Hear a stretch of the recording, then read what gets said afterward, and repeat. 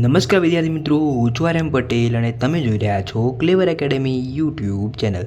તો આજના વિડીયોની અંદર આજે આપણે જોવાના છીએ ધોરણ 12 વિષય ગુજરાતી મોસ્ટ આઈએમપી પ્રશ્નો તો જોવાના જ છીએ અને એની સાથે સાથે લેખન વિભાગ પણ જોવાના છીએ.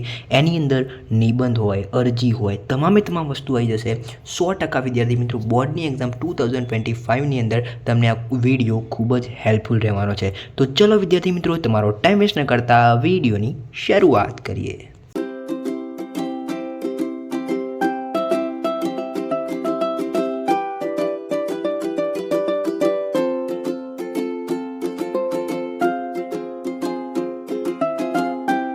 વિદ્યાર્થી મિત્રો, વિડીયોની શરૂઆત કરો એના પહેલાં હું તમને કહી દઉં કે ધોરણ 12 કોમર્સને લગતું પૂરેપૂરું પ્લેલિસ્ટ આપણે બનાવેલું છે. આઈએમપીના તમામ વિષયોના આઈએમપી આવી ચૂક્યા છે.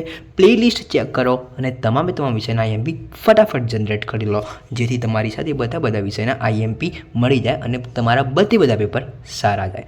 તો ચલો જોઈ લઈએ વિદ્યાર્થી મિત્રો. પહેલાં પદ્ય વિભાગના 2 ગુણના પ્રશ્નો જોઈ લઈશું. બીજ અને વૃક્ષનો કાર્યકરણનો સંબંધ સ્પષ્ટ કરો. ચેપ્ટર નંબર 1માંથી પૂછાશે. સોનું તો આખરે સોનું જ છે એવું સાથી કહી શકાય. ચેપ્ટર 1માંથી પૂછાશે. તો વિદ્યાર્થી મિત્રો, આ 2 પ્રશ્નો છે ચેપ્ટર 1માંથી. એમાંથી આ મોસ્ટ આઈએમપી જે સ્ટારવાળા પ્રશ્નો છે એ આપણા હોટ ફેવરિટ પ્રશ્નો છે. વાત કરીએ, ચારે દેવોએ એકબીજાને શાપ આપ્યા, શા માટે? તો ચેપ્ટર 3 મોસ્ટ આઈએમપી. હરી શા માટે આવે તેને શું જોયું? Chapter 5 most IMP. પછી વાત કરી લઈએ ચેપ્ટર નંબર 7માંથી. શ્યામ રંગની પાસે નહીં જવાનો નિયમ પોતે નહીં પાળી શકે એવું ગોપીને શા માટે લાગે છે? Chapter 7 most IMP. નાયિકા શો સંદેશ મોકલાવે છે? ચેપ્ટર 9માંથી પૂછાશે. નાયિકાને કયા દુઃખ વેઠવા પડે છે? Most IMP. ધીરજવાન જણાવેલી ઉર્મિલા ક્યારે મૂર્છિત થઈ ગઈ? આ બી આઈએમપી રહેશે તમારો. વાત કરીએ, પતિની વાતનો ઉર્મિલાએ શો જવાબ આપ્યો? ચેપ્ટર 11માંથી. છેલ્લું દર્શન એવું કવિ શા માટે કહે છે? તમારો હોટ ફેવરિટ પ્રશ્ન. ધમાલ સપ્તક દ્વારા કઈ મનોદશા પ્રગટે છે? શા માટે? ચેપ્ટર 14માંથી હોટ ફેવરિટ પ્રશ્ન. શક્યતાના દ્વાર ખખડાવા એટલે શું કરવું? ચેપ્ટર 15માંથી મોસ્ટ આઈએમપી. ઓલિયાનો સાચો ન્યાય સાથી ગણી શકાય? ચેપ્ટર 17માંથી મોસ્ટ આઈએમપી. ઓલિયાની માનવતા વિશે લખો. ચેપ્ટર 17. બા આખા કુટુંબનો ખ્યાલ કેવી રીતે રાખતા? ચેપ્ટર 20. કારરૂપી કુહાડીએ કેવી પરિસ્થિતિ સર્જી દીધી છે? ઓલિયાએ ગ્રામજનોને શું કહ્યું? તેનું શું પરિણામ આવ્યું? Most IMP. તો વિદ્યાર્થી મિત્રો, આ 18 પ્રશ્નો તમારે 2 માર્ક્સના કરવાના છે. ઓકે, વાત કરી લઈ હવે પદ્ય વિભાગના 4 ગુણના પ્રશ્નો. અખિલ બ્રહ્માંડના પદમાં નરસિંહ મહેતાના પરમ તત્વને સી રીતે સમજાવે છે? આ તો આપણો હોટ ફેવરિટ પ્રશ્ન છે. આઈએમપી. ચેપ્ટર 1માંથી પૂછાય. દમયંતી સ્વયંવર કડવાની કથા તમારા શબ્દોમાં લખો. આ બી આઈએમપી રહી જશે. રામબાણ કોણે વાગ્યા છે? તેની સી અસરો થઈ છે. ગોપી શ્યામ રંગની નજીક જવાની શા માટે ના પાડે છે? આઈએમપી. ચેપ્ટર 7. ગોપી શ્યામ રંગની કઈ વસ્તુનો ત્યાગ કરે છે? નાયિકાએ પતિને મનાવવા શા પ્રયત્નો કર્યા? આઈએમપી રહેશે. લક્ષ્મણ ઉર્મિલાનું બહુમાન કેવી રીતે કરે છે? કવિએ મૃત્યુની ઘટનાને મંગલમય સી રીતે ગણાવી છે? સમજાવો. પથ્થર થરથર ધ્રુજે કાવ્યનું શીર્ષક સમજાવો. બાનો વર્તમાન અને બાનો ભૂતકાળ. ભાણીની કરુણ પરિસ્થિતિનું વર્ણન કરો. અહીંયા ચેપ્ટર લખેલા છે જેથી તમને સરળતા રહે કે કયા ચેપ્ટરમાંથી પ્રશ્ન છે, જેથી તમે તૈયાર કરી શકો. દેવોએ નર અને દમયંતીને પ્રસન્ન થઈને કયા વરદાન આપ્યા? ચેપ્ટર 3માંથી. જુઓ ગઝલનું સમગ્રલક્ષી ભાવદર્શન. ચેપ્ટર 15માંથી. અને ઉર્મિલાનું ચરિત્ર લેખન. ચેપ્ટર 11માંથી. તો હવે તમે મને પૂછો કે આમાંથી મારી દ્રષ્ટિએ કયા આઈએમપી છે? એક પહેલો આપણો હોટ ફેવરિટ પ્રશ્ન છે. રામબાણ કોને વાગ્યા છે? Hot favourite 2. પછી શ્યામરંગવાળો 3. નાયિકાએ પતિને મનાવવા 4. બરાબર, 4.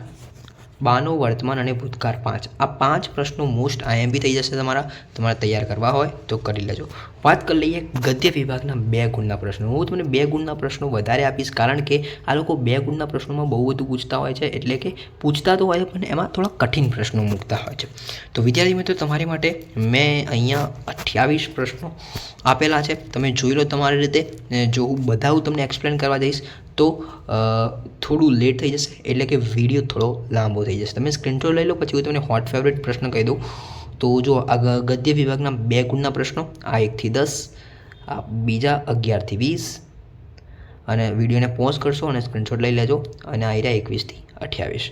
તો હવે હું તમને મારી દ્રષ્ટિએ આઈએમપી કહી દઉં તો અહીંયાથી તમને કયા આઈએમપી આવશે આ પેજમાંથી? તો આમાંથી ગદ્ય વિભાગના 2 ભોજાએ રાત્રિએ નિર્ણય કર્યો, આ પહેલો મોસ્ટ આઈએમપી થઈ જશે. ગાંધીજીવાળો 2 મોસ્ટ આઈએમપી થઈ જશે, 2 થયા. પછી અમરનાથની યાત્રાવાળો 3, આમાંથી 3. હીરા સાથી બદલાઈ ગઈ 4 મોસ્ટ આઈએમપી. પછી દેવરાજ મેરુપુર શા માટે લઈ જવા છતાં 5. ઉદાલકે શ્વેત કેતુને 100 પ્રશ્ન કર્યો 6. પછી આમાંથી અનુરુદ્ધે એરો 7, બિરંજ બનાવવાની પ્રક્રિયાવાળો 8, ગોરમેજી પરિષદવાળો 9, બાબા સાહેબની ગુરુભક્તિ 10, મિસબાનીનું વર્ણન 11. આ 11 પ્રશ્નો મોસ્ટ આઈએમપી છે 28માંથી. તમે જોઈ લેજો, મેં તમને આપી દીધા અને મેં તમને કીધું સ્ક્રીનશોટ લઈ લો. વાત કરી દઈએ 4 ગુણના ગદ્યના પ્રશ્નો. ખીજડીયા ટેકરી પાઠના શીર્ષકની રચના મોસ્ટ આઈએમપી છે. વિનોબા ભાવેની બુદ્ધાની યાત્રા આ બી મોસ્ટ આઈએમપી. આ 2 તો તૈયાર કરી દેજો કડકડાકટ. ઉછીનું માગનારા સ્વભાવની ખાસિયતો તમારા શબ્દોમાં લખો. અમરનાથ યાત્રા કઠિન છે એવું સાથી કહી શકાય. યુધિષ્ઠિર યુદ્ધ વિષદ નાટકના અંતની ચર્ચા કરો.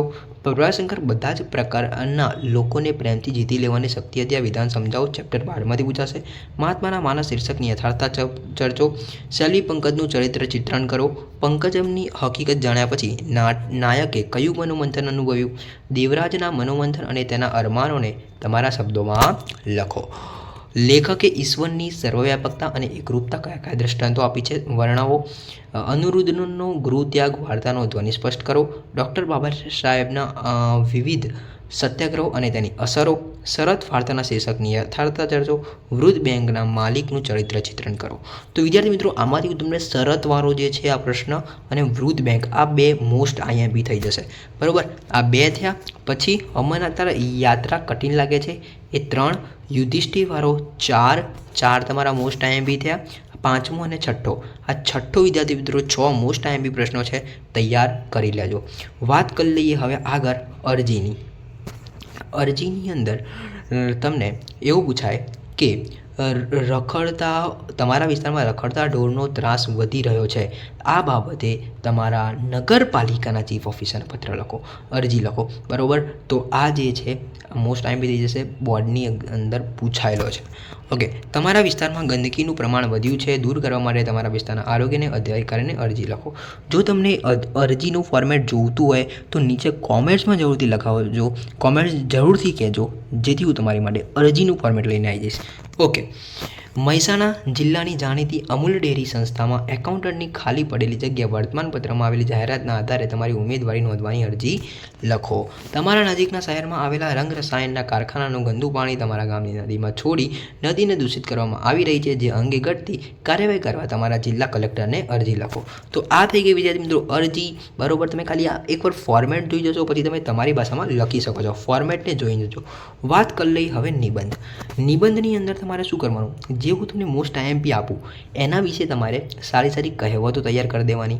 બરાબર, જેમ કે હું તમને એવું કહું કે મા વિશે નિબંધ પૂછાય. બરાબર, જણની જોડ સકી નહીં જળ એવો નિબંધ પૂછાય. બરાબર, માતૃપ્રેમ એવો નિબંધ પૂછાય. તો તમે એની અંદર બધા સ્લોગન આવે કે મા તેમાં બીજા બધા વગડાના વા, પછી મા વિના જૂનો સુનો કંસાર, મા વિના સુનો કંસાર, એવું કંઈક છે. બરાબર, મેં પ્રોપર યાદ નહીં. એવા જે સ્લોગન છે એવા તમે લખો નિબંધની અંદર, તો એકદમ એટ્રેક્ટિવ નિબંધ લાગે, સારો નિબંધ લાગે.